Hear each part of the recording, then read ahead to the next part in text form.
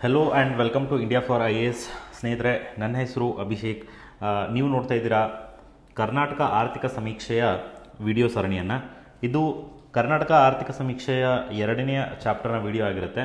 And ಈ chapter ಬಂದು fiscal development and state finances ಮೇಲೆ ಇರುವಂತಹ ಚಾಪ್ಟರ್ ಆಗಿದೆ. ಅಂದರೆ ಹಣಕಾಸಿನ ಅಭಿವೃದ್ಧಿ ಮತ್ತು ರಾಜ್ಯ ಹಣಕಾಸು ಇದರ ಕುರಿತಾಗಿ ಇರತಕ್ಕಂತಹ ಒಂದು ಚಾಪ್ಟರ್ ಆಗಿದೆ. ಆದರೆ ಈ ಚಾಪ್ಟರ್ ತುಂಬ ದೊಡ್ಡ ಚಾಪ್ಟರ್ ಆಗಿರಲ್ಲ, ಚಿಕ್ಕ ಚಾಪ್ಟರ್ ಆಗಿರುತ್ತೆ. ಯಾಕಂತಂದರೆ ನಾವು ಆಲ್ರೆಡಿ ಹಣಕಾಸಿನ ಅಭಿವೃದ್ಧಿಯ ಮೇಲೆ ಬಜೆಟ್ನ ಕಳೆದ ವಿಡಿಯೋ ಏನು ಬಜೆಟ್ ವಿಡಿಯೋ ಮಾಡಿದ್ದೀವಿ, ಆ ಬಜೆಟ್ ವಿಡಿಯೋದಲ್ಲಿ ತುಂಬ ಡೀಟೇಲ್ ಆಗಿ ಅದರ ಬಗ್ಗೆ ನಾವು ಮಾತಾಡಿದ್ದೀವಿ. ಸೊ ಇದರಲ್ಲಿ ಬ್ರೀಫಾಗಿ ನಾವು ಏನು ಹೈಲೈಟ್ಸ್ ಇದೆ ಅದನ್ನು ಮಾತ್ರ ನೋಡ್ತಾ ಹೋಗೋಣ. ಸೊ ಮೊದಲನೇದಾಗಿ ಇಂಟ್ರಡಕ್ಷನಲ್ಲಿ ಇವ್ರು ಏನು ಕೊಟ್ಟಿದ್ದಾರೆ ಅಂತಂದರೆ 2022 ಮತ್ತು 23ರ ಅಡ್ವಾನ್ಸ್ಡ್ ಎಸ್ಟಿಮೇಟ್ನ ನಾವು ನೋಡೋದಾದರೆ ಭಾರತದ GDP ಗ್ರೋತ್ ಇವರು ಹೇಳ್ತಾ ಇರೋದಷ್ಟು 7% ಗ್ರೋತ್ ಆಗುತ್ತೆ ಅಂತ ಹೇಳ್ತಿದ್ದಾರೆ. ಅದೇ ರೀತಿ ಕರ್ನಾಟಕದ GSDPನ ನಾವು ನೋಡೋದಾದರೆ ಇದರ ಗ್ರೋತ್ ರೇಟ್ ಬಂದು ನಿಮಗೆ 7.9%. ಇದನ್ನು ಆಲ್ರೆಡಿ ನಾವು ಕಳೆದ ವಿಡಿಯೋದಲ್ಲೂ ಕೂಡ ಡಿಸ್ಕಸ್ ಮಾಡಿದ್ದೀವಿ. ಸೊ 2022-23ರ ಪ್ರಕಾರ ನೋಡೋದಾದರೆ ಕರ್ನಾಟಕದ ಆರ್ಥಿಕ ಬೆಳವಣಿಗೆ ಭಾರತದ ಆರ್ಥಿಕ ಬೆಳವಣಿಗೆಗಿಂತ ಹೆಚ್ಚಿದೆ. 7.9% ಕರ್ನಾಟಕದ್ದು, ಭಾರತದ್ದು 7% ಅಂತ ಆಯಿತಾ. ಆ್ಯಂಡ್ ಇನ್ ನಾಮಿನಲ್ ಟರ್ಮ್ಸ್, ಇವಾಗ ನಾಮಿನಲ್ GDP ಮತ್ತು ರಿಯಲ್ GDP ಅಂತನ್ನುವಂತಹ 2 ಟರ್ಮಿನಾಲಜಿಗಳು ಬರುತ್ತೆ. ಇವಾಗ ನಾವು ಕಳೆದ ವಿಡಿಯೋದಲ್ಲಿ ನೋಡಿದ್ವಿ ಏನಂತಂದರೆ ಕರೆಂಟ್ ಪ್ರೈಸಸ್ ಮತ್ತು ಕಾನ್ಸ್ಟಂಟ್ ಪ್ರೈಸಸ್ ಅಂತ ಏನು ನೋಡಿದ್ವಿ, ಅದೇ ರೀತಿ nominal prices and real prices ಅಂತ, nominal prices and real prices. So ಈ ನಾಮಿನಲ್ ಆರ್ ಕರೆಂಟ್ ಪ್ರೈಸ್ ಇದೆರಡು ಒಂದೇ ಮೀನಿಂಗ್ ಬರುತ್ತೆ. And real or constant price ಕೂಡ ಒಂದೇ ಮೀನಿಂಗ್ ಬರುತ್ತೆ. ಅಂದರೆ ಇಫ್ ನಾವು ಪ್ರೈಸಸ್ಸಲ್ಲಿ ಏನಾದರೂ ಇನ್ಫ್ಲೇಷನನ್ನು ಮೈನಸ್ ಮಾಡಿದರೆ ಆವಾಗ ನಮಗೇನು ಸಿಗುತ್ತೆ, ಆವಾಗ ರಿಯಲ್ ಪ್ರೈಸಸ್ಗಳು ಸಿಗುತ್ತೆ. ಸೊ ಇಲ್ಲಿ ನಾಮಿನಲ್ ಟರ್ಮ್ಸ್ ಅಂತ ನಾವು ನೋಡಿದ್ರೆ GSDP ಆಫ್ ಕರ್ನಾಟಕ ಎಷ್ಟು 2022-23ರ ಪ್ರಕಾರ ಅವ್ರು ಹೇಳೋದು ಎಷ್ಟಿದೆ. ಸೊ ಕರ್ನಾಟಕದ ಗ್ರೋತ್ ರೇಟು 14.2% ಇದೆ. ಆಲ್ ಇಂಡಿಯಾ ಗ್ರೋತ್ ರೇಟ್ ಒಂದು ಇದು 15.4% ಇರುತ್ತೆ ಅಂತ ಹೇಳ್ತಾ ಇದ್ದಾರೆ. ನೆಕ್ಸ್ಟ್ ನಾವು ಅದೇ ರೀತಿ ಮುಂದೆ ನೋಡೋದಾದರೆ state has better financial condition. ಅಂದರೆ ಇವರ ಹೇಳೋ ಪ್ರಕಾರ ಏನಂತಂದರೆ ಇವಾಗ ಕರ್ನಾಟಕದ ಆರ್ಥಿಕ ಪರಿಸ್ಥಿತಿ ಏನಿದೆ ಅದು ಉತ್ತಮವಾಗಿದೆ ಅಂತ ಇವ್ರು ಹೇಳ್ತಾ ಇದ್ದಾರೆ. ಆದರೆ ಒಂದು ಇಲ್ಲಿ ಗಮನ ಹರಿಸಬೇಕಾದಂಥ ವಿಷಯ ಏನಂತಂದರೆ ನೆಕ್ಸ್ಟ್ ಸ್ಟೇಟ್ಮೆಂಟಲ್ಲಿ ಏನು ಹೇಳ್ತಾರೆ, however with the increasing government expenditure and declining government revenues keeping the fiscal deficit at low level is challenging ಅಂತ. ಅಂದರೆ ಕರ್ನಾಟಕದಲ್ಲಿ ಹೆಚ್ಚಾಗುತ್ತಿರುವ ಸರ್ಕಾರಿ ವೆಚ್ಚಗಳೇನು ಹೆಚ್ಚಾಗ್ತಾ ಇದ್ದಾವೆ, ಇವಾಗ ತಮಗೆಲ್ಲ ಗೊತ್ತಿರೋ ಹಾಗೆ 5 ಗ್ಯಾರಂಟಿ ಯೋಜನೆಗಳನ್ನ ಕೊಡ್ತಾ ಇದ್ದಾರೆ. ಸೊ ಈ ರೀತಿಯಾದಂತಹ ಯೋಜನೆಗಳಿಂದ ಕರ್ನಾಟಕದ ಆರ್ಥಿಕ ವೆಚ್ಚ ಏನಿದೆ, ಸರ್ಕಾರದ ವೆಚ್ಚ ಜಾಸ್ತಿ ಆಗ್ತಾ ಇದೆ. ಆದರೆ ಒಂದು ಕಡೆ ನೋಡೋದಾದರೆ ಅದಕ್ಕೆ ತಕ್ಕನ ಹಾಗೆ ನಮಗೆ ಏನು ಸಿಗ್ತಾ ಇಲ್ಲ, ನಮಗೆ ಆದಾಯ ಬರ್ತಾ ಇಲ್ಲ. ಈ ನಿಟ್ಟಿನೊಳಗಡೆ ವಿತ್ತೀಯ ಕೊರತೆ ಏನಿರುತ್ತೆ, ವಿತ್ತೀಯ ಕೊರತೆ. ಸೊ ಈ ಫಿಸ್ಕಲ್ ಡೆಫಿಸಿಟ್ ಅಂತ ಏನು ಕರಿತೀವಿ, ಫಿಸ್ಕಲ್ ಡೆಫಿಸಿಟ್ ಆರ್ ವಿತ್ತೀಯ ಕೊರತೆ ಏನಂತ ಕರಿತೀವಿ, ಈ ವಿತ್ತೀಯ ಕೊರತೆಯನ್ನು ಹಿಡಿದಿಡೋದು ಸ್ವಲ್ಪ ಕಷ್ಟ ಆಗುತ್ತೆ ಈ ರೀತಿಯಾದಂತಹ ಒಂದು ಸಂದರ್ಭದೊಳಗಡೆ. ಸೊ ಅದ್ರ ಬಗ್ಗೆ ಕೂಡ ಇವರು ಇಲ್ಲಿ ಹೇಳಿದ್ದಾರೆ. Next, however Karnataka manage to contain the fiscal deficit at 2.8% of GSDP in 2022-23. ಈಗ ನಾವು ಕರ್ನಾಟಕದ 2022-23ರ ಡೇಟಾನ ನೋಡೋದಾದರೆ ಇಲ್ಲಿ 2022-23ರ ಪ್ರಕಾರ ಏನಂತಂದರೆ ವಿತ್ತೀಯ ಕೊರತೆ ಎಷ್ಟಿದೆ, 2022 ಮತ್ತು 23ರ ಪ್ರಕಾರ ನಾವು ನೋಡಿದ್ರೆ ವಿತ್ತೀಯ ಕೊರತೆ ಬಂದು 2.8% ಆಫ್ GSDP ಇದೆ. ಅಂದರೆ ರಾಜ್ಯದ ಒಟ್ಟು ಆದಾಯ ಏನಿರುತ್ತೆ, ಒಟ್ಟು ವಾರ್ಷಿಕ ಆದಾಯದ 2.8% ಏನಿದೆ ವಿತ್ತೀಯ ಕೊರತೆ ಇದೆ ಅಂತ ಹೇಳ್ತಿದ್ದಾರೆ ಇವರು 2022-23ರ ಪ್ರಕಾರ. ಆಯಿತಾ. ಹಾಗಾದರೆ 2023-24ರ ಪ್ರಕಾರ ಈ ಫಿಸ್ಕಲ್ ಡೆಫಿಸಿಟ್ ಅಂದರೆ ವಿತ್ತೀಯ ಕೊರತೆಯನ್ನು ಎಷ್ಟಕ್ಕೆ ನಿಲ್ಲಿಸ್ಬೇಕಂತ ಟಾರ್ಗೆಟ್ ಮಾಡಿದರು, ಅದನ್ನು 2.6%ಗೆ ಇವರು ಟಾರ್ಗೆಟ್ ಮಾಡಿರುವಂಥದ್ದಿದೆ. ಸೊ 2022-23ಕ್ಕೆ ನೋಡೋದಾದರೆ ವಿತ್ತೀಯ ಕೊರತೆ ಎಷ್ಟಿತ್ತು, 2.8% ಇತ್ತು. ಅದೇ ರೀತಿ 2023-24ಕ್ಕೆ ನಾವು ನೋಡೋದಾದರೆ ವಿತ್ತೀಯ ಕೊರತೆಯನ್ನು ಟಾರ್ಗೆಟ್ ಮಾಡಿರೋದು 2.6%ಅಲ್ಲಿ ಟಾರ್ಗೆಟನ್ನು ಮಾಡಿರೋದಿದೆ. ಸೊ ಇಷ್ಟು ಡೇಟಾ ಇದರಲ್ಲಿ ನಮಗೆ ಇಂಪಾರ್ಟೆಂಟ್ ಆಗುತ್ತೆ. ಮುಂದೆ ಅದೇ ರೀತಿ ಫಿಸ್ಕಲ್ ಕನ್ಸಾಲಿಡೇಷನ್ ಅಂತಂದ್ರೆ ಏನು, ಅದ್ರ ಬಗ್ಗೆ ನಾವು ನೋಡ್ತಾ ಹೋಗಬೇಕಾಗತ್ತೆ. ಫಿಸ್ಕಲ್ ಕನ್ಸಾಲಿಡೇಷನ್ ಅದು ಈ ಕನ್ನಡದಲ್ಲಿ ಏನಂತ ಕರಿತೀವಿ, ಹಣಕಾಸಿನ ಬಲವರ್ಧನೆ ಅಂತ ಕರಿತೀವಿ. ಹಣಕಾಸಿನ ಬಲವರ್ಧನೆ ಅಥವಾ ಫಿಸ್ಕಲ್ ಕನ್ಸಾಲಿಡೇಷನ್ ಅಂತಂದರೆ ಅದರ ಮೀನಿಂಗನ್ನು ನಾವು ತಿಳ್ಕೊಬೇಕಾಗುತ್ತೆ. ಫಸ್ಟು ಅದರ ಮೀನಿಂಗ್ ಏನಂತಂದರೆ ಇಲ್ಲಿ ಏನು ಈ ಫಿಸ್ಕಲ್ ಡೆಫಿಸಿಟ್ ಅಥವಾ ಈ ಕೊರತೆಗಳೇನಿದ್ದಾವೆ, ವಿತ್ತೀಯ ಕೊರತೆ ಆಗಿರ್ಬೋದು, ಅದೇ ರೀತಿ ಬಜೆಟ್ ಕೊರತೆ ಆಗಿರ್ಬೋದು, ಈ ರೀತಿಯಾದಂತಹ ಕೊರತೆಗಳನ್ನು ಕಡಿಮೆ ಮಾಡಿ ಆದಾಯವನ್ನು ಹೆಚ್ಚು ಮಾಡೋದು, ಆಮೇಲೆ ಸಾಲಗಳನ್ನು ಕಮ್ಮಿ ಮಾಡೋದು ಹಾಗೂ ಆದಾಯವನ್ನು ಜಾಸ್ತಿ ಮಾಡೋದು, ಈ ರೀತಿಯಾದಂತಹ ಕ್ರಮಗಳನ್ನು ನಾವೇನಂತ ಕರಿತೀವಿ, ಒಟ್ಟಾರೆಯಾಗಿ ಫಿಸ್ಕಲ್ ಕನ್ಸಾಲಿಡೇಷನ್ ಅಂತ ಕರಿತೀವಿ. ಫಿಸ್ಕಲ್ ಕನ್ಸಾಲಿಡೇಷನ್ ಅಥವಾ ಹಣಕಾಸಿನ ಬಲವರ್ಧನೆ ಅಂತ ಕರಿತೀವಿ. ರೆಡ್ಯೂಸಿಂಗ್ ದ ಡೆಟ್ಸ್ ಆ್ಯಂಡ್ ಡೆಪ್ಟ್ ಅಕ್ಯುಮುಲೇಷನ್ ಅಂತ, ಅಂದರೆ ಸಾಲವನ್ನು ಕಮ್ಮಿ ಮಾಡೋದು ಮತ್ತು ಅದೇ ರೀತಿ ಕೊರತೆಗಳನ್ನು ಕೂಡ ಕಡಿಮೆ ಮಾಡೋದಕ್ಕೆ ನಾವು ಫಿಸ್ಕಲ್ ಕನ್ಸಾಲಿಡೇಷನ್ ಅಂತ ಕರೆಯೋದು. ಮುಂದೆ ಈ ಫಿಸ್ಕಲ್ ಕನ್ಸಾಲಿಡೇಷನ್ ಅಂತ ಬಂದಾಗ ಇದರಲ್ಲಿ ಫಿಸ್ಕಲ್ ಕನ್ಸಾಲಿಡೇಷನ್ ಕರ್ನಾಟಕದಲ್ಲಿ ಏನಂತಂದರೆ, ಈ ಫಿಸ್ಕಲ್ ಕನ್ಸಾಲಿಡೇಷನನ್ನು ಮಾಡಬೇಕಾದ್ರೆ ಯಾವ ಒಂದು ಕಾಯ್ದೆಯ ಪ್ರಕಾರ ಮಾಡ್ತಾರೆ ಅಂತ ಅನ್ನೋದು ನಮಗೆ ಗೊತ್ತಿರಬೇಕಾಗತ್ತೆ. ಕರ್ನಾಟಕ ಫಿಸ್ಕಲ್ ರೆಸ್ಪಾನ್ಸಿಬಿಲಿಟಿ ಆ್ಯಕ್ಟ್, ಅಂದರೆ ಕನ್ನಡದಲ್ಲಿ ಕರ್ನಾಟಕ ಹಣಕಾಸಿನ ಜವಾಬ್ದಾರಿ ಕಾಯ್ದೆ ಅಂತ ನಾವು ಕರಿಬಹುದು. ಸೊ ಈ ಕಾಯ್ದೆ ಒಂದು 2002ರಲ್ಲಿ ಈ ಕಾಯ್ದೆಯನ್ನು ಜಾರಿಗೆ ತಗೊಂಡು ಬರ್ತಾರೆ. ಅದೇ ರೀತಿ ಈ ಕಾಯ್ದೆಯಲ್ಲಿ ಏನೇನೋ ಯಾವ ಪ್ರೊವಿಷನ್ಸ್ಗಳಿದ್ದಾವೆ, ಏನೇನು ಸೆಕ್ಷನ್ಸ್ಗಳಿದ್ದಾವೆ ಅಂತ ಅನ್ನೋದನ್ನು ನಾವು ಬಜೆಟ್ ವಿಡಿಯೋದಲ್ಲಿ ತುಂಬ ಡೀಟೇಲ್ ಆಗಿ ಎಕ್ಸ್ಪ್ಲೇನ್ ಮಾಡಿರೋದಿದೆ. ಸೊ ಆ ಕಾಯ್ದೆ ಬಗ್ಗೆ ಹೆಚ್ಚಿನ ಮಾಹಿತಿ ಬೇಕಂತಂದರೆ ನೀವು ಆ ವಿಡಿಯೋನ ವಾಚ್ ಮಾಡ್ಬೋದು. ಈಗ ಇಲ್ಲಿ ಇವರು ಕೊಟ್ಟಿರ್ತಕ್ಕಂಥ ನೆಕ್ಸ್ಟ್ ಡೇಟಾ ಏನಂತಂದರೆ, over last several years with exception in 2021 and 2021, 21-22, ಅಂದರೆ ಕೋವಿಡ್ನ ಹೊರತುಪಡಿಸಿ ಬಹಳಷ್ಟು ವರ್ಷಗಳಲ್ಲಿ ಏನಂತಂದರೆ ಈ ಫಿಸ್ಕಲ್ ಡೆಫಿಸಿಟ್ ಅಥವಾ ವಿತ್ತೀಯ ಕೊರತೆ ಅನ್ನುವಂಥದ್ದು ಇದು 3% GSDPಯ ಕರ್ನಾಟಕ ರಾಜ್ಯದ ಒಟ್ಟು ಆದಾಯದ 3%ಗಿಂತ ಕಡಿಮೆ ಇವರೇನು ಮಾಡಿದ್ದಾರೆ, ಫಿಸ್ಕಲ್ ಡೆಫಿಸಿಟ್ ಅಥವಾ ವಿತ್ತೀಯ ಕೊರತೆಯನ್ನು ಮೇಂಟೈನ್ ಮಾಡ್ತಾ ಬಂದಿರುವಂಥದ್ದಿದೆ. ಈ ಕಾಯ್ದೆ ಕೂಡ ಈ ಕರ್ನಾಟಕ ಫಿಸ್ಕಲ್ ರೆಸ್ಪಾನ್ಸಿಬಿಲಿಟಿ ಕಾಯ್ದೆ ಅಂತ ಏನಿದೆ, ಈ ಕಾಯ್ದೆಯಲ್ಲೂ ಕೂಡ ಇವರೇನು ಹೇಳ್ತಾರೆ ಅಂತಂದರೆ, ರಾಜ್ಯ ಸರ್ಕಾರ ಏನು ಮಾಡಬೇಕು, ವಿತ್ತೀಯ ಕೊರತೆಯನ್ನು 3%ನ ಒಳಗಡೆ ಮೇಂಟೈನ್ ಮಾಡಬೇಕು, ಕಾಯ್ದುಕೊಳ್ಳಬೇಕು ಅಂತನ್ನುವಂತಹ ಒಂದು ನಿಯಮವನ್ನು ಕೂಡ ಈ ಕಾಯ್ದೆ ಹೇಳುತ್ತೆ. ಸೊ ಅದೇ ರೀತಿ ಇವರು ಮಾಡ್ತಾ ಬಂದಿದ್ದಾರೆ. Next, Karnataka state budgeted the fiscal deficit at 2.6% ಇನ್ 2023-24. ಆಗಲೇ ನಾವು ನೋಡಿದ್ವಿ, ಇಲ್ಲಿ ಆಗಲೇ ಹೇಳ್ದಂಗೆ ಏನಂತಂದರೆ 2023-24 ಪ್ರಕಾರ ಫಿಸ್ಕಲ್ ಡೆಫಿಸಿಟ್ ಎಷ್ಟಿದೆ, ವಿತ್ತೀಯ ಕೊರತೆ 2.6% ಇರುವಂಥದ್ದು. In spite of the relaxation of this time 4% of GSDP, ಅಂದರೆ ಇವಾಗ ಕೋವಿಡ್ ನಂತರದ ದಿನಗಳಲ್ಲಿ ಇವ್ರು ಏನು ಮಾಡಿದ್ದಾರೆ ಅಂತಂದರೆ, ಬಿಕಾಸ್ ಆಫ್ ಎಕನಾಮಿಕ್ ಕಂಡೀಷನ್, ಕೋವಿಡ್ನಲ್ಲಿ ಇರ್ತಕ್ಕಂಥ ಎಕನಾಮಿಕ್ ಕಂಡೀಷನ್ನಿಂದಾಗಿ ಇಲ್ಲೇನು ಈ ಕಾಯ್ದೆಯಲ್ಲಿ ಏನು 3% ವಿತ್ತೀಯ ಕೊರತೆ ಇರ್ಬೋದು ಅಂತ ಹೇಳಿದರು, ಅದನ್ನು ಅವರು ಅಲೌ ಮಾಡಿದ್ದಾರೆ. ಎಷ್ಟು, 4% GSDPಯ 4%ವರೆಗೂ ಕೂಡ ವಿತ್ತೀಯ ಕೊರತೆ ಹೋಗಬಹುದು. ಬಟ್ ಆದಾಗ್ಯೂ ಕೂಡ ಆ ಒಂದು ರಿಲ್ಯಾಕ್ಸೇಷನ್ ಇದ್ದರೂ ಕೂಡ ಕರ್ನಾಟಕದಲ್ಲಿ 2023-24ರಲ್ಲಿ ಫಿಸ್ಕಲ್ ಡೆಫಿಸಿಟ್ ಎಷ್ಟಿತ್ತು ಹಾಗಾದರೆ ವಿತ್ತೀಯ ಕೊರತೆ ಬಂದು 2.6% ಆಗಿರುವಂಥದ್ದಿದೆ. ಆಯಿತಾ. ಸೊ ಇಷ್ಟು ನಮಗೆ ಇದರಲ್ಲಿ ಈ ಮಾಹಿತಿಯನ್ನು ನಾವು ನೋಡಬೇಕಾಗುತ್ತೆ. ಮುಂದೆ ಅದೇ ರೀತಿ ಫಾರ್ 2022-23 ಆ್ಯಂಡ್ 23-24 ಇವಾಗ ಏನು ಫೈನಾನ್ಸ್ ಕಮಿಷನ್ ಏನಿದೆ, ಹಣಕಾಸು ಆಯೋಗ ಅಂತ ಏನು ಕರಿತೀವಿ, ಆ ಹಣಕಾಸು ಆಯೋಗದವರು ಕೂಡ ಏನು ಮಾಡಿರ್ತಾರೆ ಅಂತಂದರೆ ಈ ವಿತ್ತೀಯ ಗುರಿಗಳನ್ನು ಅವ್ರು ಕೊಟ್ಟಿರ್ತಾರೆ, ಈ ಫಿಸ್ಕಲ್ ಟಾರ್ಗೆಟ್ಗಳನ್ನು ಕೊಟ್ಟಿರ್ತಾರೆ. ಸೊ 2022-23 ಹಾಗೂ 23-24ಕ್ಕೆ 15ನೇ ಹಣಕಾಸು ಆಯೋಗ 15th ಫೈನಾನ್ಸ್ ಕಮಿಷನ್ ಅವರು ಏನು ಸಜೆಸ್ಟ್ ಮಾಡಿದ್ದಾರೆ, ಫಿಸ್ಕಲ್ ಡೆಫಿಸಿಟ್ ಟಾರ್ಗೆಟ್ ಎಷ್ಟಿರಬೇಕು, 3.5% ಆ್ಯಂಡ್ 3% ಅಂತ. 2022-23ಕ್ಕೆ 3.5%, 23-24ಕ್ಕೆ 3% ಅಂತ ಹೇಳಿದ್ದಾರೆ. ಸೊ ಆ್ಯಕ್ಚುಯಲ್ ಆಗಿ ನಮ್ಮ ಬಜೆಟ್ ಪ್ರಕಾರ ನಾವು ಆಗಲೇ ನೋಡಿದ್ವಿ, ಅದು it is less than 3.5 and 3%. So 22-23 ಮತ್ತು 23-24ರಲ್ಲೂ ನಾವು ನೋಡೋದಾದರೆ ನಮ್ಮ ಫಿಸ್ಕಲ್ ಡೆಫಿಸಿಟ್ ಏನಿದೆ ಅದು ಅವರು ಕೊಟ್ಟಿರುವಂಥ ಟಾರ್ಗೆಟ್ನ ಒಳಗಡೆ ಇರೋದು. ಹೀಗಾಗಿ ಯಾವುದೇ ರೀತಿಯಾದಂತಹ ಟಾರ್ಗೆಟನ್ನು ನಾವಿಲ್ಲಿ ಮಿಸ್ ಮಾಡಿಲ್ಲ. As the fiscal deficit is already below 3%, achieving these targets may not be difficult ಅಂತನ್ನುವಂಥ ಒಂದು ಸ್ಟೇಟ್ಮೆಂಟ್ನ ಇಲ್ಲಿ ಹೇಳ್ತಾ ಇದ್ದಾರೆ. ಇನ್ನು ಈ ಗ್ರಾಫಲ್ಲಿ ನೋಡ್ಬೋದು ನಾವು ಏನಂತಂದರೆ revenue deficit and fiscal deficit. So ಎರಡು ರೀತಿಯಾದಂತಹ ಕೊರತೆಗಳನ್ನು ಇಲ್ಲಿ ಮಾತಾಡ್ತಾರೆ. ಅದು ಯಾವುದು ಅಂತಂದರೆ, ಮೊದಲನೇದಾಗಿ ಆದಾಯ ಕೊರತೆ ಅಥವಾ ರೆವೆನ್ಯೂ ಡೆಫಿಸಿಟ್ ಹಾಗೂ ವಿತ್ತೀಯ ಕೊರತೆ ಅಥವಾ ಫಿಸ್ಕಲ್ ಡೆಫಿಸಿಟ್ ಅಂತ ಕರಿತೀವಿ. ಸೊ ಈ ರೆವೆನ್ಯೂ ಡೆಫಿಸಿಟ್ ಮತ್ತು fiscal deficit as a percentage of GSDP, ಅಂದರೆ ಕರ್ನಾಟಕ ರಾಜ್ಯದ ಒಟ್ಟು ಆರ್ಥಿಕತೆ ಏನಿದೆ ಒಂದು ವರ್ಷದೊಳಗಡೆ ಬರುವಂಥದ್ದು. ಸೊ ಅದರ ಪರ್ಸೆಂಟೇಜ್ ಲೆಕ್ಕದಲ್ಲಿ ನಾವು ಇಲ್ಲಿ ರೆವೆನ್ಯೂ ಡೆಫಿಸಿಟ್ ಮತ್ತು ಫಿಸ್ಕಲ್ ಡೆಫಿಸಿಟನ್ನು ಕೊಡ್ತಾ ಹೋಗಿದ್ದಾರೆ. ಸೊ 2017-18ರಿಂದ ನಾವು ನೋಡ್ತಾ ಬಂದರೆ 2023-24ರವರೆಗೂ ಇಲ್ಲಿ ಡೇಟಾವನ್ನು ಕೊಟ್ಟಿದ್ದಾರೆ. ಸೊ ಇಲ್ಲಿ ತಾವು ನೋಡಬಹುದು ಫಿಸ್ಕಲ್ ಡೆಫಿಸಿಟ್, ಅಂದರೆ ಇಲ್ಲಿ ಮೇಲಿನ ಗ್ರಾಫ್ ಏನಿದೆ ಇದು ಫಿಸ್ಕಲ್ ಡೆಫಿಸಿಟ್ಟು. ಇದು ಆಲ್ಮೋಸ್ಟ್ 2017-18ರಿಂದ 18-19ಕ್ಕೆ ಹೆಚ್ಚಾಗಿದೆ, ಮತ್ತು 19-20ಕ್ಕೆ ಕಮ್ಮಿ ಆಗುತ್ತೆ.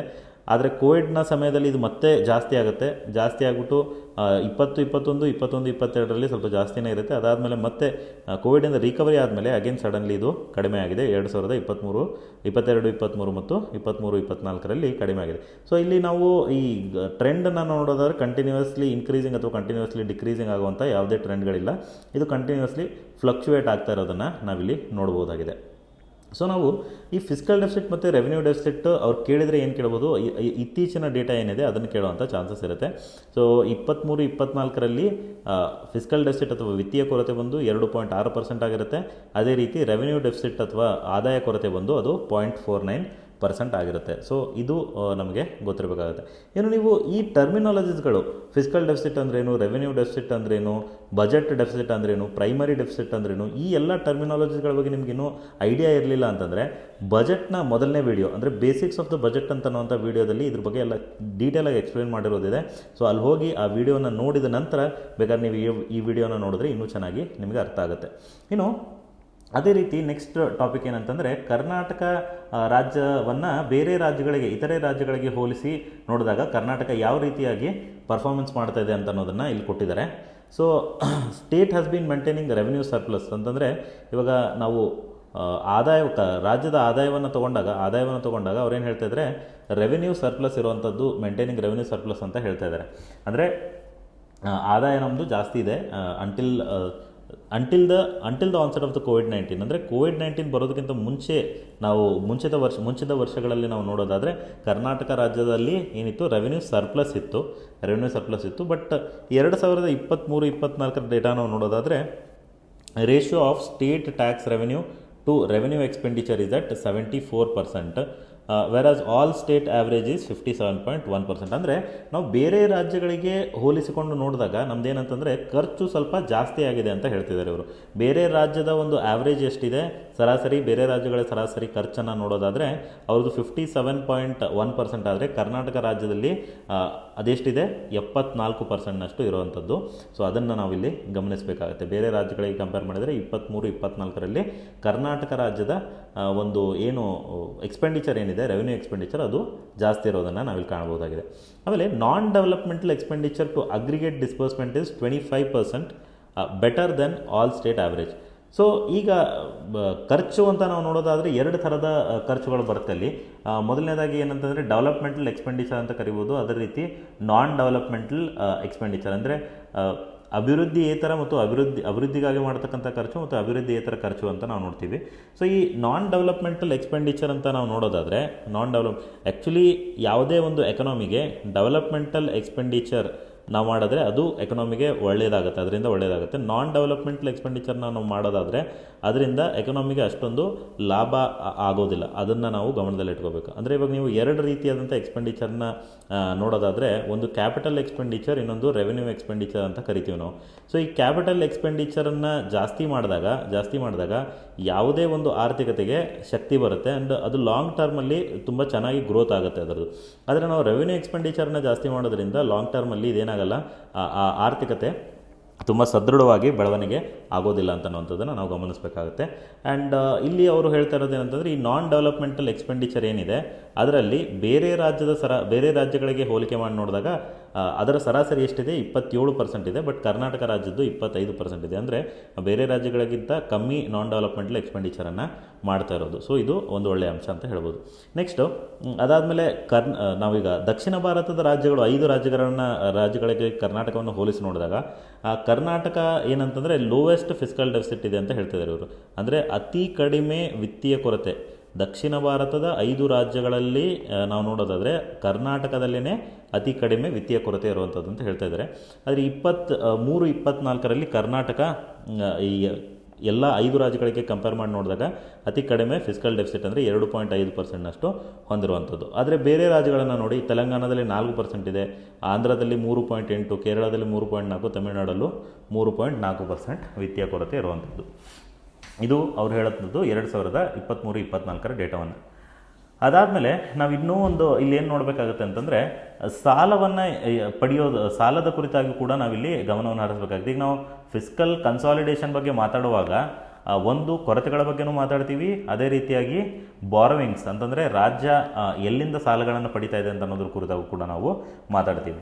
So the latest data on the net borrowings ಅಂದರೆ ಒಟ್ಟು ಏನು ಸಾಲಗಳನ್ನು ಪಡಿತಾ ಇದೆ ಅದ್ರ ಬಗ್ಗೆ ಡೇಟಾನ ನೋಡೋದಾದರೆ ದಟ್ ಈ ದಕ್ಷಿಣ ಭಾರತದ ರಾಜ್ಯಗಳಲ್ಲಿ ಅಮಾಂಗ್ ಸದರ್ನ್ ಸ್ಟೇಟ್ಸ್ ಕರ್ನಾಟಕದ ಒಟ್ಟು ಮಾರ್ಕೆಟ್ ಬಾರೋಯಿಂಗ್ಸ್ ಎಷ್ಟಿದೆ ಅಂತಂದರೆ -2102 crores ಅಂತ ಹೇಳ್ತಿದ್ದಾರೆ. ಅಕ್ಟೋಬರ್ 2023 ಡೇಟಾದ ಪ್ರಕಾರ ಇದು ನಾವು ನೋಡೋದಾದರೆ -2,102 ಕೋಟಿಗಳು. ಆದರೆ ಅದೇ ಆಂಧ್ರ, ತಮಿಳುನಾಡು, ತೆಲಂಗಾಣ, ಕೇರಳ ಇವುಗಳದ್ದೆಲ್ಲ ನೋಡೋದಾದರೆ 32,000 ಕೋಟಿ, ಅದೇ ರೀತಿ 27,000 ಕೋಟಿ, 19,000 ಕೋಟಿ ಇತ್ಯಾದಿ ಬೇರೆ ರಾಜ್ಯಗಳ ಒಂದು ಮಾರ್ಕೆಟ್ ಬಾರೋಯಿಂಗ್ ಆಗಿರುವಂಥದ್ದನ್ನು ನಾವು ನೋಡ್ಬೋದಾಗಿದೆ. ಸೊ ಕರ್ನಾಟಕ ರಾಜ್ಯ ಸರ್ಕಾರ ಏನಂತಂದರೆ ಮಾರ್ಕೆಟ್ ಬಾರೋಯಿಂಗ್ ಅಷ್ಟಾಗಿ ಮಾಡ್ತಾ ಇಲ್ಲ ಅಂತನ್ನುವಂಥದ್ದನ್ನು ಇಲ್ಲಿ ಈ ಮಾಹಿತಿಯಿಂದ ನಮಗೆ ತಿಳಿದು ಬರುತ್ತೆ. ಮುಂದಿನ ಟಾಪಿಕ್ ಬಂದು ಯಾವುದ್ರ ಕುರಿತಾಗಿದೆ ಅಂತಂದರೆ ಸ್ಟೇಟ್ ಫೈನಾನ್ಸಸ್ ಅಥವಾ ರಾಜ್ಯದ ಹಣಕಾಸು, ಸ್ಟೇಟ್ ಫೈನಾನ್ಸಸ್ ಅಥವಾ ರಾಜ್ಯ ಹಣಕಾಸಿನ ಕುರಿತಾಗಿ ಮುಂದಿನ ಟಾಪಿಕ್ ಇರುವಂಥದ್ದು. ಸೊ ಇದರಲ್ಲಿ ಅವ್ರು ಏನು ಹೇಳ್ತಾ ಇದ್ದಾರೆ ಅಂತಂದರೆ, ಇವಾಗ ನಾವು ಯಾವುದೇ ಒಂದು ಸರ್ಕಾರಕ್ಕೆ ಆದಾಯ ಅಂತ ನಾವು ನೋಡೋದಾದರೆ 2 ರೀತಿಯಾದಂತಹ ಆದಾಯಗಳು ಆಗ್ತಾ ಇರುತ್ತೆ. ಅದು ಯಾವುದು ಅಂತಂದರೆ, ಅಥವಾ 2 ರೀತಿ ಆದಾಯ ಅಂತ ನಮಗೆ 2 ರೀತಿಯಾದಂಥ ಸ್ವೀಕೃತಿಗಳು 2 ರೀತಿಯಾಗಿ ಆಗ್ತಾ ಇರುತ್ತೆ. ಒಂದು ಬಂಡವಾಳ ಸ್ವೀಕೃತಿ ಅಂತ ಕರಿತೀವಿ, ಬಂಡವಾಳ ಸ್ವೀಕೃತಿಗಳು ಅಂತ ಕರಿತೀವಿ. ಇನ್ನೊಂದು ಆದಾಯ ಸ್ವೀಕೃತಿಗಳು ಅಂತ ಕೂಡ ಕರಿಬಹುದು. ಅಂತಂದರೆ ಕ್ಯಾಪಿಟಲ್ ರಿಸಿಪ್ಟ್ಸ್ ಮತ್ತು ರೆವಿನ್ಯೂ ರಿಸಿಪ್ಟ್ಸ್ ಅಂತ ಕರಿತೀವಿ ನಾವು, capital and revenue receipts. So ಯಾವುದೇ ಒಂದು ಆರ್ಥಿಕತೆಯಲ್ಲಿ ಏನಂತಂದರೆ ಕ್ಯಾಪಿಟಲ್ ರಿಸಿಪ್ಟ್ಸು ಜಾಸ್ತಿ ಆಗ್ತಾ ಹೋದಂಗೆ ಮತ್ತು ಕ್ಯಾಪಿಟಲ್ ಎಕ್ಸ್ಪೆಂಡಿಚರ್ ಜಾಸ್ತಿ ಆಗ್ತಾ ಹೋದಂಗೆ ನಾನು ಆಗಲೇ ಹೇಳಿದೆ, ಆ ಆರ್ಥಿಕತೆ ಲಾಂಗ್ ಟರ್ಮಲ್ಲಿ ಏನಾಗುತ್ತೆ, ಅದು ತುಂಬ ಸದೃಢವಾಗಿ ಬೆಳವಣಿಗೆಯನ್ನು ಕಾಣುತ್ತೆ ಅಂತ ಹೇಳ್ತಾ ಇದ್ದೆ. ಸೊ ಇಲ್ಲಿ ಕ್ಯಾಪಿಟಲ್ ರಿಸಿಪ್ಟ್ಸ್ ಅಥವಾ ಬಂಡವಾಳ ಸ್ವೀಕೃತಿಗಳ ಬಗ್ಗೆ ಒಂದು ಮಾಹಿತಿಯನ್ನು ಕೊಟ್ಟಿದ್ದಾರೆ. ಏನಂತಂದರೆ, ಕರ್ನಾಟಕ ರಾಜ್ಯದಲ್ಲಿ ಈ ಬಂಡವಾಳ ಸ್ವೀಕೃತಿಗಳೇನಿದ್ದಾವೆ 2018-19ಕ್ಕೆ ಕಂಪೇರ್ ಮಾಡಿ ನೋಡಿದಾಗ 2023-24ರಲ್ಲಿ ಈ ಬಂಡವಾಳ ಸ್ವೀಕೃತಿಗಳು ಏನಾಗಿದ್ದಾವೆ, ಜಾಸ್ತಿ ಆಗಿದ್ದಾವೆ.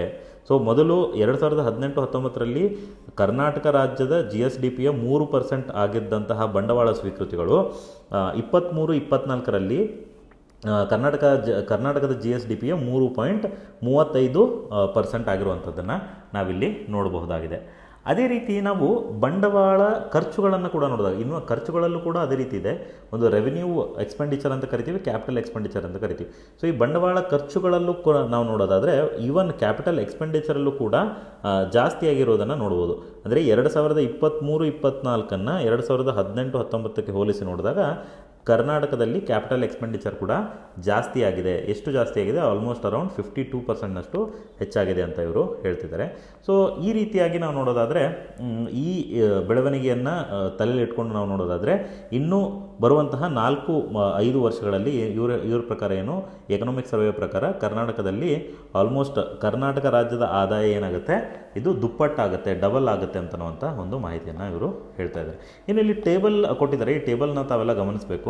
ಇಲ್ಲಿ ಏನಂತಂದರೆ as a percentage of GSDP, revenue receipts, revenue expenditure, capital receipts, capital disbursement, so capital disbursement or capital expenditure ಅಂತ ನಾವು ನೋಡ್ಬೋದು. ಆಗಲೇ ಹೇಳ್ದಂಗೆ ಬಂಡವಾಳ ಸ್ವೀಕೃತಿಗಳು ಮತ್ತು ಆದಾಯ ಸ್ವೀಕೃತಿಗಳು, ಆದಾಯ ಖರ್ಚುಗಳು ಮತ್ತು ಬಂಡವಾಳ ಖರ್ಚುಗಳ ಬಗ್ಗೆ ಇಲ್ಲಿ ಕೊಡ್ತಾ ಹೋಗಿದ್ದಾರೆ. ಸೊ ಬಂಡವಾಳ ಮೊದಲನೇದಾಗಿ ಆದಾಯ ಸ್ವೀಕೃತಿಗಳು, ರೆವಿನ್ಯೂ ರಿಸಿಪ್ಟ್ಸನ್ನು ನೋಡ್ತಾ ಹೋದಾಗ 2018-19ರಿಂದ 23-24ವರೆಗೂ ನೋಡ್ತಾ ಬನ್ನಿ. ಸೊ ಇದು 11.72 ಇದ್ದಿದ್ದು ಕಡಿಮೆ ಆಗಿದೆ, ಮತ್ತೆ ಇನ್ನೂ ಕಮ್ಮಿಯಾಗಿ 8ಕ್ಕೆ ಬಂದಿದೆ, ಮತ್ತೆ ಜಾಸ್ತಿ ಆಗಿದೆ, ಮತ್ತೆ ಕಮ್ಮಿ ಆಗಿದೆ, ಮತ್ತೆ ಇನ್ನೂ ಕಡಿಮೆ ಆಗಿರುವಂಥದ್ದು. ಸೊ ಇದು ಕೂಡ ಏನಿದೆ, ಟ್ರೆಂಡ್ ಬಂದು ಇದು ಫ್ಲಕ್ಚುಯೇಟಿಂಗ್ ಟ್ರೆಂಡ್ ಆಗಿದೆ.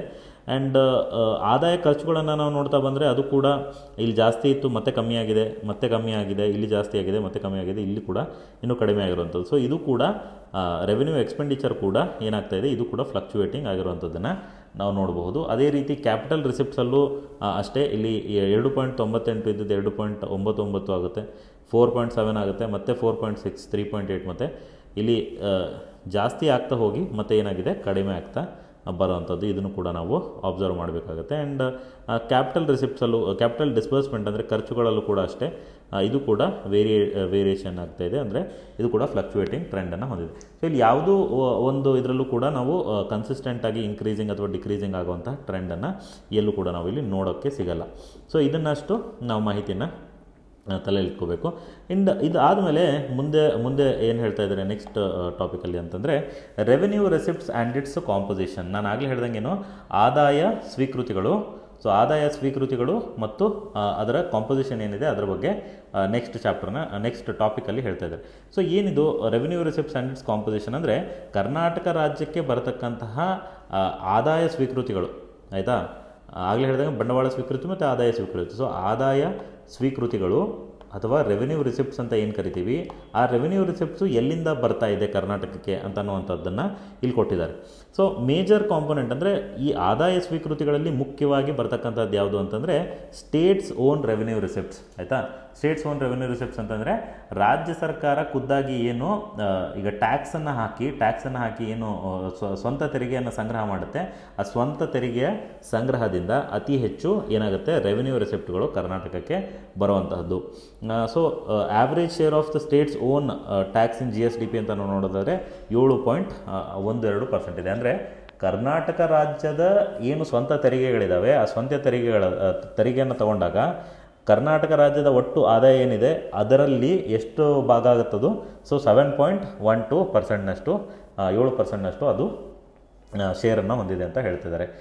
ನೆಕ್ಸ್ಟ್ ಆದರೆ ಒಂದು ಇಲ್ಲಿ ಮಾಹಿತಿಯನ್ನು ಏನು ಕೊಟ್ಟಿದ್ದಾರೆ ಅಂತಂದರೆ ಈ ಕೇಂದ್ರ ಸರ್ಕಾರದಿಂದ ಬರತಕ್ಕಂತಹ ಏನು ಪಾಲುದಾರಿಕೆ ತೆರಿಗೆಯ ಪಾಲು ಇದೆ, ಆ ತೆರಿಗೆಯ ಪಾಲು ಡಿಕ್ಲೈನ್ ಆಗ್ತಾ ಇದೆ, ಅಂದರೆ ಕಮ್ಮಿ ಆಗ್ತಾ ಇದೆ ಅಂತ ಇವರು ಹೇಳ್ತಾ ಇದ್ದಾರೆ ಇಲ್ಲಿ.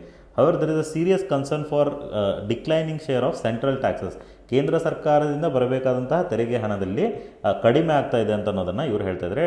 ಹ್ಯಾಸ್ ಬಿನ್ ಡಿಕ್ಲೈನಿಂಗ್ ಫ್ರಾಮ್ 2018-19ರಲ್ಲಿ 2.55% ಇದ್ದಿದ್ದು 23-24ರಲ್ಲಿ ಅದು ಎಷ್ಟಕ್ಕೆ ಬಂದಿದೆ 1.45%ಗೆ ಬಂದಿದೆ ಅಂತ ಈ ಎಕನಾಮಿಕ್ ಸರ್ವೆ ಡೇಟಾ ಹೇಳ್ತಾ ಇದೆ. The trend is expected to be similar when we look at the grants from the center.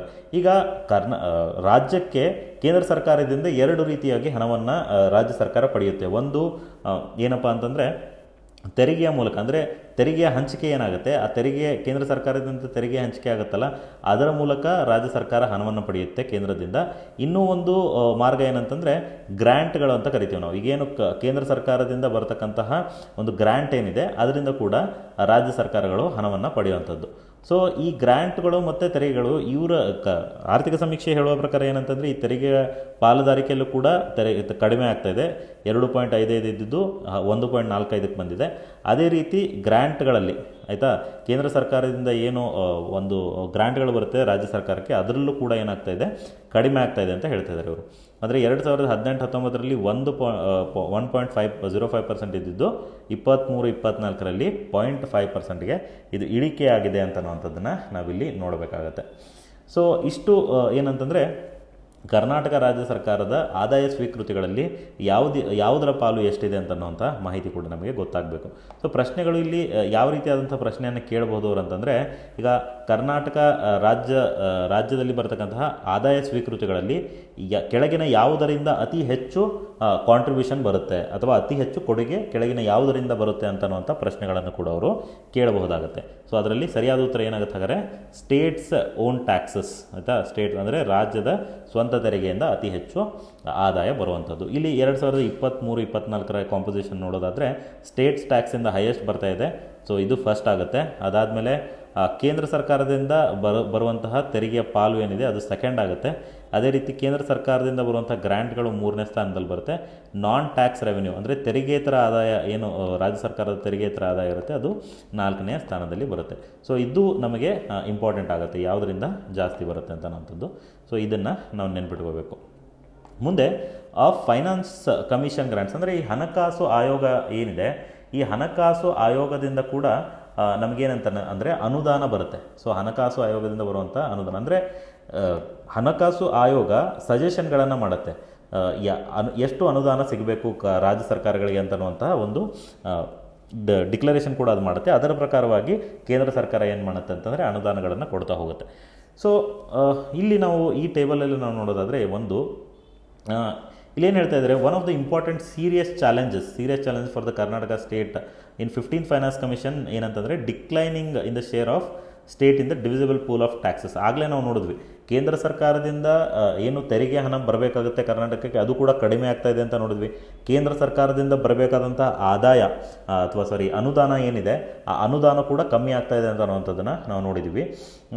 So overall share of the finance commission grants for Karnataka ಎಷ್ಟಿದೆ ಅಂತ ನಾವು ನೋಡೋದಾದರೆ 3.7%ನಷ್ಟು, which is reduction over 1% compared to 14th finance commission. ಅಂದರೆ ಇವರು ಹೇಳೋ ಪ್ರಕಾರ ಏನು ಹಣಕಾಸು ಆಯೋಗದಿಂದ ಏನು ಅನುದಾನಗಳು ಬರುತ್ತೆ ರಾಜ್ಯ ಸರ್ಕಾರಕ್ಕೆ, ಅದು 14ನೇ ಹಣಕಾಸು ಆಯೋಗದಲ್ಲಿ ಜಾಸ್ತಿ ಇತ್ತು. ಬಟ್ 15ನೇ ಹಣಕಾಸು ಆಯೋಗದಲ್ಲಿ ಅದೇನಾಗಿದೆ, ಕಡಿಮೆಯಾಗಿ 3.7%ಗೆ ಅದು ಬಂದಿದೆ ಅಂತ ಇವರು ಇಲ್ಲಿ ಹೇಳ್ತಾ ಇದ್ದಾರೆ. ಅಂದರೆ 14ನೇ ಹಣಕಾಸು ಆಯೋಗದಲ್ಲಿ ಎಷ್ಟಿತ್ತು, 4.71% ಇತ್ತು ಅನುದಾನ.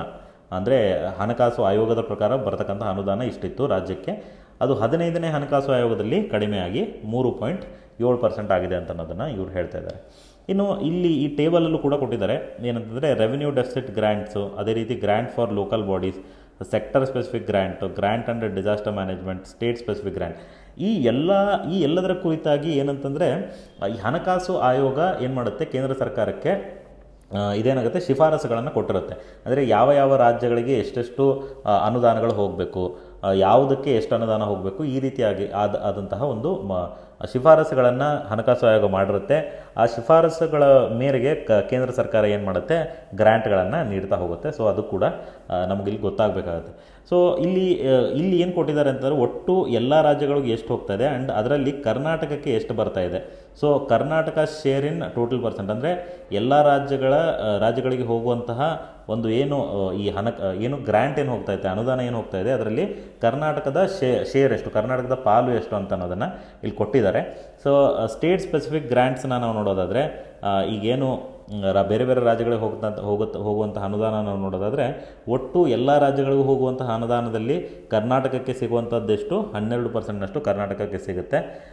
ಆದರೆ ಬೇರೆ ಗ್ರ್ಯಾಂಟ್ಸ್ಗಳಲ್ಲಿ ನಾವು ನೋಡ್ತಾ ಹೋದರೆ, ಉದಾಹರಣೆಗೆ ಗ್ರ್ಯಾಂಟ್ಸ್ ಫಾರ್ ಲೋಕಲ್ ಬಾಡೀಸ್, ಅಂದರೆ ಇವಾಗೇನು ಪಂಚಾಯತ್ಸ್ ಮತ್ತು ಮುನ್ಸಿಪಾಲಿಟಿಗಳಿರುತ್ತೆ ಅದಕ್ಕೇನು ಗ್ರ್ಯಾಂಟ್ಗಳು ಹೋಗುತ್ತೆ, ಬೇರೆ ಎಲ್ಲ ರಾಜ್ಯಗಳಲ್ಲೂ ನಾವು ಸೇರಿಸಿ ನೋಡಿದಾಗ ಅದರಲ್ಲಿ ಕರ್ನಾಟಕಕ್ಕೆ ಸಿಗುವಂಥದ್ದೆಷ್ಟು ಅಂತಂದರೆ 5% ಕರ್ನಾಟಕಕ್ಕೆ ಸಿಗುತ್ತೆ. ಸೊ ಈ ರೀತಿಯಾದಂತಹ ಮಾಹಿತಿಯನ್ನು ಇಲ್ಲಿ ಕೊಟ್ಟಿದ್ದಾರೆ. ನೆಕ್ಸ್ಟು ಅದಾದಮೇಲೆ ಔಟ್ಸ್ಟ್ಯಾಂಡಿಂಗ್ ಲಯಬಿಲಿಟೀಸ್ ಅಂತ. ಔಟ್ಸ್ಟ್ಯಾಂಡಿಂಗ್ ಲಯಬಿಲಿಟೀಸ್ ಅಂತಂದರೆ ಇವಾಗ ಕರ್ನಾಟಕ ರಾಜ್ಯದ ಮೇಲೆ ಒಟ್ಟು ಸಾಲದ ಹೊಣೆಗಾರಿಕೆ ಏನಿದೆ ಅದರ ಕುರಿತಾಗಿ ಮಾತಾಡುತ್ತಿದೆ, ಔಟ್ಸ್ಟ್ಯಾಂಡಿಂಗ್ ಲಯಬಿಲಿಟೀಸ್. ಸೊ ಈಗ ಇಲ್ಲಿ ನಾವು ಕೇಂದ್ರ ಸರ್ಕಾರ ಮತ್ತು ರಾಜ್ಯ ಸರ್ಕಾರ ಎರಡಕ್ಕೂ ಕೂಡ ಏನು ಸಾಲದ ಹೊಣೆ ಇದೆ ಅದರ ಕುರಿತಾಗಿ ನಾವು ನೋಡಬೇಕಾಗುತ್ತೆ. ಮೊದಲನೇದಾಗಿ ಇವ್ರು ಏನು ಹೇಳ್ತಾರೆ, similar to the trends of the union government, states are also expected to exceed their targets on the outstanding liabilities. ಅಂದರೆ ಇವಾಗ ಆ್ಯಕ್ಚುಲಿ ನಾವು ಕೇಂದ್ರ ಸರ್ಕಾರವನ್ನು ನೋಡೋದಾದರೆ ಈ ಟಾರ್ಗೆಟ್ಗಳ ಏನು FRBM ಆ್ಯಕ್ಟ್ ಅಂತ ಏನು ಕರಿತೀವಿ, fiscal responsibility and budgetary management act ಅಂತ, ಆ ಆ್ಯಕ್ಟಲ್ಲಿ ಕೊಟ್ಟಿರ್ತಕ್ಕಂತಹ ಒಂದು ಮಿತಿ ಏನಿದೆ, ಸಾಲದ ಮಿತಿ, ಅದನ್ನು ಕೂಡ ಮೀರಿ ಇವಾಗ ಸಾಲ ಜಾಸ್ತಿ ಆಗಿರುವಂಥದ್ದು ಇದೆ ಕೇಂದ್ರ ಸರ್ಕಾರಗಳಿಗೆ. ಈವನ್ ಈ ರಾಜ್ಯ ಸರ್ಕಾರಗಳು ಕೂಡ ಏನಾಗ್ತಾ ಇದೆ, ಅವುಗಳಿಗೂ ಕೂಡ ಒಂದು ಕ್ಯಾಪನ್ನು ಏನು ಹಾಕಿರ್ತಾರೆ, ಆ ಕ್ಯಾಪನ್ನು ಮೀರಿ ಇವುಗಳು ಕೂಡ ಸಾಲ ಮಾಡ್ತಾ ಇರೋದನ್ನು ಈ ಟ್ರೆಂಡನ್ನು ನಾವು ಕಾಣಬಹುದಾಗಿದೆ. ಸೊ ಈ ನಿಟ್ಟಿನೊಳಗಡೆ ಏನಂತಂದರೆ ಮುಂಬರುವಂತಹ ವರ್ಷಗಳಲ್ಲಿ ಈ ಫಿಸ್ಕಲ್ ಡೆಫಿಸಿಟ್ನ ಟಾರ್ಗೆಟ್ಗಳೇನಿದ್ದಾವೆ, ಅಂದರೆ ವಿತ್ತೀಯ ಕೊರತೆಯ ಗುರಿಗಳೇನಿದ್ದಾವೆ, ಅವುಗಳನ್ನು ನಾವು ರೀಚ್ ಮಾಡಲಿಕ್ಕೆ ಸ್ವಲ್ಪ ಕಷ್ಟ ಆಗುತ್ತೆ ಅಂತನ್ನುವಂಥ ಒಂದು ಮಾಹಿತಿಯನ್ನು ಇಲ್ಲಿ ಕೊಡ್ತಾ ಇದ್ದಾರೆ.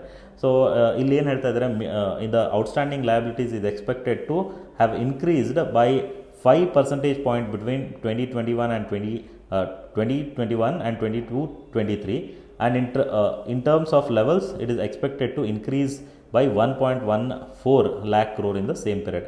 ಸೊ ಈ ಔಟ್ಸ್ಟ್ಯಾಂಡಿಂಗ್ ಲಯಬಿಲಿಟೀಸ್ ಅಥವಾ ಸಾಲಗಳು ಅಥವಾ ಹೊಣೆಗಾರಿಕೆಗಳೇನಿದ್ದಾವೆ ಅದು ಜಾಸ್ತಿ ಆಗ್ತಾ ಹೋಗ್ತಾ ಇದೆ ಅಂತನೋಂಥ ಮಾಹಿತಿ ಕೂಡ ನಮ್ಗೆ ಗೊತ್ತಿರಬೇಕು. ಇಲ್ಲಿ total liabilities of the state government, ಅಂದರೆ ಕರ್ನಾಟಕ ರಾಜ್ಯದ ಏನು ಲಯಬಿಲಿಟಿ ಇದೆ, ಅಂದರೆ ಏನು ಅದು ಅದರ ಹೊಣೆಗಾರಿಕೆ ಇದೆ, ಸಾಲದ ಹೊಣೆಗಾರಿಕೆ ಇದೆ, ಅದನ್ನು ನಾವು ನೋಡ್ತಾ ಬರೋದಾದರೆ ಇದು ಕಂಟಿನ್ಯೂಯಸ್ ಆಗಿ ಜಾಸ್ತಿ ಆಗ್ತಾ ಇರೋದು. ಈ ಟ್ರೆಂಡ್ ಇಂಪಾರ್ಟೆಂಟ್ ಆಗುತ್ತೆ. 2017-18ರಿಂದ 22-23ಕ್ಕೆ ನಾವು ನೋಡ್ತಾ ಬರೋದಾದರೆ ಕರ್ನಾಟಕ ರಾಜ್ಯದ ಸಾಲ ಏನಾಗ್ತಾ ಇದೆ, ಜಾಸ್ತಿ ಆಗ್ತಾ ಹೋಗ್ತಾ ಇರುವಂತಹ ಒಂದು ಟ್ರೆಂಡನ್ನು ನಾವಿಲ್ಲಿ ನೋಡಬಹುದು. ಸೊ ಇದು ಕನ್ಸಿಸ್ಟೆಂಟ್ ಆಗಿ ಜಾಸ್ತಿ ಆಗ್ತಾ ಇದೆ. ಸೊ ಇದು ಕೂಡ ಇಂಪಾರ್ಟೆಂಟ್ ಆಗುತ್ತೆ. ಮುಂದೆ ಅದೇ ರೀತಿ ಏನಂತಂದರೆ ಇಲ್ಲಿ total liabilities. So total liabilities ನಾವು ನೋಡೋದಾದರೆ ಇಲ್ಲಿ ನಾವು ಆಗಲೇ ಏನು ನೋಡಿದ್ವಿ, ಅದು ಬಂದು ಟೋಟಲ್ ಲಯಬಿಲಿಟೀಸ್ ಅಂತಂದರೆ ಒಟ್ಟು ಏನು ಹಣಕಾಸಿನ ಜವಾಬ್ದಾರಿಗಳು, ಅಂದರೆ ಸಾಲದ ಹೊಣೆ ಇದೆ, ಹೊಣೆಗಾರಿಕೆ, ಅದನ್ನು ನೋಡಿದ್ವಿ. ಈಗ total liabilities as a percentage of GSDP, ಅಂದರೆ ಕರ್ನಾಟಕ ರಾಜ್ಯದ ಒಟ್ಟು GSDPಯ ಎಷ್ಟು ಪ್ರತಿಶತ ಹೊಣೆಗಾರಿಕೆ ಇದೆ ಅಂತಾರೆ, ಸಾಲದ ಹೊಣೆಗಾರಿಕೆ ಇದೆ ಕರ್ನಾಟಕದಲ್ಲಿ ಅಂತ ನೋಡೋದಾದರೆ ಇದರಲ್ಲಿ ನಮಗೆ ಏನಾಗುತ್ತೆ, ಇದು ಸ್ವಲ್ಪ ಫ್ಲಕ್ಚುಯೇಟಿಂಗ್ ಆಗಿ ಕಾಣಿಸುತ್ತೆ. ಇವಾಗ ಕರ್ನಾಟಕ ರಾಜ್ಯದ ಟೋಟಲ್ GSDPಯಲ್ಲಿ ಕರ್ನಾಟಕದ ಸಾಲ ಎಷ್ಟಿದೆ ಅಂತ ನಾವು ನೋಡೋದಾದರೆ ಸುಮಾರು GSDP ಕರ್ನಾಟಕದ GSDP 27% ಅಷ್ಟು ಕರ್ನಾಟಕದ ಸಾಲ ಇರುವಂಥದ್ದು. ಸೊ ನಾವು ಒಟ್ಟಾರೆಯಾಗಿ ಬರೀ ನಾವು ಸಾಲ ಅಂತ ಕೇವಲ ಸಾಲವನ್ನು ನೋಡೋದಾದರೆ ಅದು ಕನ್ಸಿಸ್ಟೆಂಟಾಗಿ ಜಾಸ್ತಿ ಆಗ್ತಾ ಹೋಗಿರೋದನ್ನು ನೋಡ್ಬೋದು. ಆದರೆ as a percentage of GSDP ಅಂತ ನಾವು ನೋಡೋದಾದಾಗ ಅದು ಕೂಡ ಏನಾಗ್ತಾ ಹೋಗುತ್ತೆ, ಸ್ವಲ್ಪ ಫ್ಲಕ್ಚುಯೇಟಿಂಗ್ ಆಗೋದನ್ನು, ಆ ಟ್ರೆಂಡನ್ನು ಕೂಡ ನಾವು ನೋಡ್ಬೋದಾಗುತ್ತೆ. ಬಟ್ 2022-23ರಲ್ಲಿ ಪ್ರಶ್ನೆ ಏನಾದರೂ ಕೇಳಿದ್ರೆ ಕರ್ನಾಟಕ ರಾಜ್ಯದಲ್ಲಿ ಒಟ್ಟು ಕರ್ನಾಟಕ ರಾಜ್ಯದ GSDP ಇದೆಯಲ್ಲ ಅದರ ಎಷ್ಟು ಪ್ರತಿಶತದಷ್ಟು ಸಾಲ ಇದೆ ಅಂತ ಕೇಳಿದರೆ ಸುಮಾರು 27%ನಷ್ಟು ಸಾಲ ಇರುವಂಥದ್ದನ್ನು ನಾವು ನೆನ್ಪಿಟ್ಕೋಬೇಕಾಗತ್ತೆ. ಮುಂದೆ fiscal challenges of the state and the way forward ಅಂತಂದರೆ ಇನ್ನು ರಾಜ್ಯ ಹಣಕಾಸಿಗೆ ಇರತಕ್ಕಂತಹ ಸವಾಲುಗಳೇನು ಹಾಗೂ ಅದನ್ನು ಹೇಗೆ ಅದು ಎದುರಿಸಬೇಕು ಅಂತ ಅನ್ನೋದ್ರ ಕುರಿತಾಗಿ ಕೆಲವೊಂದಿಷ್ಟು ಮಾಹಿತಿಯನ್ನು ಇಲ್ಲಿ ಕೊಟ್ಟಿದ್ದಾರೆ. ಮೊದಲನೇದಾಗಿ ನಾವು ನೋಡೋದಾದರೆ ಆಗಲೇ ಮಾತಾಡಿದ ಹಾಗೆ ಕರ್ನಾಟಕ ರಾಜ್ಯದಲ್ಲಿ ಏನು ಆದಾಯ ಖರ್ಚುಗಳು ಏನು ಜಾಸ್ತಿ ಆಗ್ತಾ ಇದೆ, ಅಂದರೆ ರೆವೆನ್ಯೂ ಎಕ್ಸ್ಪೆಂಡಿಚರ್ ಏನು ಜಾಸ್ತಿ ಆಗ್ತಾ ಇದೆ, ಅದರಿಂದಾಗಿ ಏನಂತಂದರೆ ಮೀಡಿಯಮ್ ಟರ್ಮ್ ಫಿಸ್ಕಲ್ ರಿಸ್ಕ್ ಕೂಡ ಇರುವಂಥದ್ದು. ಅಂದರೆ ಮುಂಬರುವಂತಹ ದಿನಗಳಲ್ಲಿ ಅವ್ರೇನು ಹೇಳ್ತಾ ಇದ್ದಾರೆ ಅಂತಂದರೆ ಈ ಫಿಸ್ಕಲ್ ಡೆಫಿಸಿಟ್ ವಿತ್ತೀಯ ಕೊರತೆ ಏನಾಗುತ್ತೆ 3.5%ಗಿಂತ ಜಾಸ್ತಿ ಹೋಗುವಂತಹ ಸಾಧ್ಯತೆಗಳು ಹೆಚ್ಚಿದೆ ಅಂತ ಹೇಳ್ಬಿಟ್ಟು ಇವರು ಹೇಳ್ತಾ ಇದ್ದಾರೆ. ಸೊ ಅದನ್ನು ನಾವು ನೋಡಬೇಕಾಗತ್ತೆ. ಅದ್ರ ಜೊತೆಗೆ ಇದನ್ನು ಹೇಗೆ ತಪ್ಪಿಸ್ಬೋದು ಹಾಗೂ ಈಗ ಹಣಕಾಸಿನ ಸ್ಥಿರತೆಯನ್ನು ಹೇಗೆ ಮೇಂಟೈನ್ ಮಾಡ್ಬೋದು ಅಂತ ಅನ್ನೋದ್ರ ಕುರಿತಾಗೂ ಕೂಡ ಕೆಲವೊಂದಿಷ್ಟು ಮಾಹಿತಿಯನ್ನು ಇಲ್ಲಿ ಕೊಡ್ತಾ ಹೋಗಿದ್ದಾರೆ. ಸೊ ಮೊದಲನೇದಾಗಿ ensuring the quality of the expenditure. ನಾನು ಆಗಲೇ ಹೇಳ್ದಂಗೆ ಏನಂತಂದರೆ ಈ ರೆವೆನ್ಯೂ ಎಕ್ಸ್ಪೆಂಡಿಚರ್ಗಳನ್ನ ಕಡಿಮೆ ಮಾಡಿಬಿಟ್ಟು ನಾವೇನು ಮಾಡಬೇಕಾಗಿದೆ, ಇವಾಗ ಕ್ಯಾಪಿಟಲ್ ಎಕ್ಸ್ಪೆಂಡಿಚರ್ಗಳನ್ನು ಜಾಸ್ತಿ ಮಾಡಬೇಕಾಗಿರುವಂತಹ ಒಂದು ಸ್ಥಿತಿ ಇದೆ. ಸೊ ಅದ್ರ ಬಗ್ಗೆ ನಾವಿಲ್ಲಿ ಮಾತಾಡಬೇಕಾಗತ್ತೆ. ಮುಂದೆ ಅದೇ ರೀತಿ ನಾವು ನೋಡಿದರೆ improving the efficiency of the public expenditure, ensuring flow of the resources for sustainable development goals, rationalisation of the various schemes. ಈ ಪಾಯಿಂಟು ಸ್ವಲ್ಪ ಇಂಪಾರ್ಟೆಂಟ್ ಆಗುತ್ತೆ. ಈಗ ರ್ಯಾಷನಲೈಸಿಂಗ್ ದ ಸ್ಕೀಮ್ಸ್ ಅಂತ ನಾವು ನೋಡೋದಾದಾಗ ವಿವಿಧ ಯೋಜನೆಗಳನ್ನು ತರ್ಕಬದ್ಧಗೊಳಿಸುವಿಕೆ, ಅಂದರೆ ಈ ಕೆಲವೊಂದಿಷ್ಟು ಸ್ಕೀಮ್ಸ್ಗಳಲ್ಲೂ ಕೂಡ ಏನಿದೆ ಅಂತಂದರೆ ಕೆಲವೊಂದಿಷ್ಟು ಸ್ಕೀಮ್ಸ್ಗಳಲ್ಲೂ ಕೂಡ ವೇಸ್ಟೇಜ್ ಹಣ ಏನಾಗ್ತಾ ಇದೆ ಅಂತಂದರೆ ಅಲ್ಲಿ ಸರಿಯಾಗಿ ಬಳಕೆ ಆಗ್ತಾ ಇಲ್ಲ, ಹಣದ ದುರ್ಬಳಕೆ ಆಗ್ತಾ ಇರುವಂಥದ್ದು ಕೂಡ ಇದೆ. ಸೊ ಅಂತಹ ಸ್ಕೀಮ್ಗಳಲ್ಲಿ ಏನು ಇವರು ಸಬ್ಸಿಡಿಗಳನ್ನೆಲ್ಲ ಕೊಡ್ತಾ ಇದ್ದಾರೆ ಅದನ್ನು ಕಡಿಮೆ ಮಾಡುವಂತಹ ಒಂದು ಕ್ರಮವನ್ನು ಕೂಡ ತೆಗೆದುಕೊಳ್ಬೇಕಾಗುತ್ತೆ. ಅದರಿಂದ ಏನಾಗುತ್ತೆ ಮತ್ತೆ ಫಿಸ್ಕಲ್ ಕನ್ಸಾಲಿಡೇಷನ್ ಆಗುವಂತಹ ಚಾನ್ಸಸ್ ಕೂಡ ಇರುತ್ತೆ. ಈಗ ಕೇಂದ್ರ ಸರ್ಕಾರದ ನಾವು ನಡೆಯನ್ನು ನೋಡಿದಾಗ central government has also taken exercise to bring down the centrally sponsored schemes. ಅಂದರೆ ಕೇಂದ್ರ ಸರ್ಕಾರ ಕೂಡ ಈ ಸ್ಕೀಮ್ಗಳನ್ನು ಏನು ಮಾಡ್ತಾ ಇತ್ತು, ಕೇಂದ್ರ ಸರ್ಕಾರದ ಯೋಜನೆಗಳನ್ನು, ಅದರಲ್ಲಿ ಕೆಲವೊಂದಿಷ್ಟು ಯೋಜನೆಗಳನ್ನ ಇದು ಕೇಂದ್ರ ಸರ್ಕಾರ ಕಡಿಮೆ ಮಾಡಿರುವಂಥದ್ದು ಕೂಡ ನಾವು ನೋಡ್ಬೋದು. ಅದೇ ನಿಟ್ಟಿನೊಳಗಡೆ ರಾಜ್ಯ ಸರ್ಕಾರ ಕೂಡ ಆ ರೀತಿ ಮಾಡಬೇಕಂತ ಅನ್ನುವಂಥ ಒಂದು ಮಾಹಿತಿನ ಇಲ್ಲಿ ಕೊಟ್ಟಿದ್ದಾರೆ. ಇನ್ನು ಕಡೆಯ ರೆಕಮೆಂಡೇಷನ್ನ ನಾವು ನೋಡೋದಾದರೆ ನಾವೇನು ಪಾಯಿಂಟನ್ನು ನೋಡಿದ್ವಿ, ಕೇಂದ್ರ ಸರ್ಕಾರದಿಂದ ಬರುವಂತಹ ತೆರಿಗೆ ಹಣದಲ್ಲಿ ಕಡಿಮೆ ಆಗಿದೆ ಅನ್ನೋಂಥದ್ದನ್ನು ನೋಡಿದ್ವಿ. ಆ ಕಾರಣದಿಂದಾಗಿ ರಾಜ್ಯ ಸರ್ಕಾರದ ಸ್ವಂತ ತೆರಿಗೆ ಏನಿದೆ ಆ ಸ್ವಂತ ತೆರಿಗೆಯಿಂದ ಬರತಕ್ಕಂತಹ ಆದಾಯವನ್ನು ಜಾಸ್ತಿ ಮಾಡುವಂತಹ ಒಂದು ಜವಾಬ್ದಾರಿ ಕೂಡ ರಾಜ್ಯ ಸರ್ಕಾರದ ಮೇಲೆ ಇರುವಂಥದ್ದು. ಆ ನಿಟ್ಟಿನೊಳಗಡೆ ಇವಾಗ IT ಸರ್ವಿಸಸ್ ಏನಿದೆ ಕರ್ನಾಟಕ ರಾಜ್ಯದಲ್ಲಿ, ಸೊ ಈ IT ಸರ್ವಿಸಸ್ನ ಕುರಿತಾಗಿ ಏನು ಟ್ಯಾಕ್ಸನ್ನು ಹಾಕ್ತಾರೆ ಅದನ್ನು ಜಾಸ್ತಿ ಮಾಡೋದ್ರ ಮೂಲಕ ಕೂಡ ರಾಜ್ಯ ಸರ್ಕಾರದ ಆದಾಯವನ್ನು ಹೆಚ್ಚು ಮಾಡ್ಕೋಬೋದು ಅನ್ನುವಂಥ ಒಂದು ರೆಕಮೆಂಡೇಷನನ್ನು ಇಲ್ಲಿ ಕೊಟ್ಟಿದ್ದಾರೆ. ನೋಡೋದಿಲ್ಲ ಸ್ನೇಹಿತರೆ, ಈ ಚಾಪ್ಟರ್ನಲ್ಲಿ ನಾವು ಆಗಲೇ ಹೇಳಿದ ಹಾಗೆ ಈ ಚಾಪ್ಟರ್ನ ಕುರಿತಾಗಿ ತುಂಬ ಬ್ರೀಫಾಗಿ ಮಾಹಿತಿಯನ್ನು ಕೊಟ್ಟಿದ್ದೀವಿ. ಆ್ಯಂಡ್ ನಿಮಗೆ ಕರ್ನಾಟಕದ ಹಣಕಾಸಿನ ಅಭಿವೃದ್ಧಿ ಬಗ್ಗೆ ಹಾಗೂ ರಾಜ್ಯದ ಹಣಕಾಸಿನ ಬಗ್ಗೆ ಇನ್ನೂ ಹೆಚ್ಚಿನ ಮಾಹಿತಿ ಬೇಕಾದರೆ ನಾವೇನು ಬಜೆಟ್ ವಿಡಿಯೋ ಮಾಡಿದ್ದೀವಿ ಆ ಬಜೆಟ್ ವಿಡಿಯೋದಲ್ಲಿ ಇನ್ನೂ ತುಂಬ ಡೀಟೇಲ್ಡಾಗಿ ಹೇಳಿರುವಂಥದ್ದಿದೆ. ಸೊ ಆ ವಿಡಿಯೋ ಕೂಡ ನೀವು ನೋಡಬಹುದು. ಸೊ ಈ ಸೀರೀಸ್ ಇದೇ ರೀತಿ ಕಂಟಿನ್ಯೂ ಆಗ್ತಾ ಇರುತ್ತೆ, ನೆಕ್ಸ್ಟ್ ಚಾಪ್ಟರ್ಗಳು ಬರ್ತಾ ಇರುತ್ತೆ. ಸೊ ನೀವು ಇನ್ನೂ ನಮ್ಮ ಚಾನಲ್ಗೆ ಸಬ್ಸ್ಕ್ರೈಬ್ ಆಗಿರಲಿಲ್ಲ ಅಂತಂದರೆ ಆದಷ್ಟು ಬೇಗ ನಮ್ಮ ಚಾನಲ್ಗೆ ಸಬ್ಸ್ಕ್ರೈಬ್ ಆಗಿ ಈ ವಿಡಿಯೋವನ್ನು ನಿಮ್ಮ ಫ್ರೆಂಡ್ಸ್ ಜೊತೆಗೆ ಶೇರ್ ಮಾಡಿ, ಯಾರು ಎಕ್ಸಾಮ್ಸ್ಗಳನ್ನ ಬರಿತಾ ಇದ್ದಾರೆ ಅವ್ರ ಜೊತೆ ಶೇರ್ ಮಾಡಿ, ಹಾಗೂ ನೆಕ್ಸ್ಟ್ ವಿಡಿಯೋಗಳಿಗೆ ಕಾಯ್ತಾ ಇರಿ. Thank you.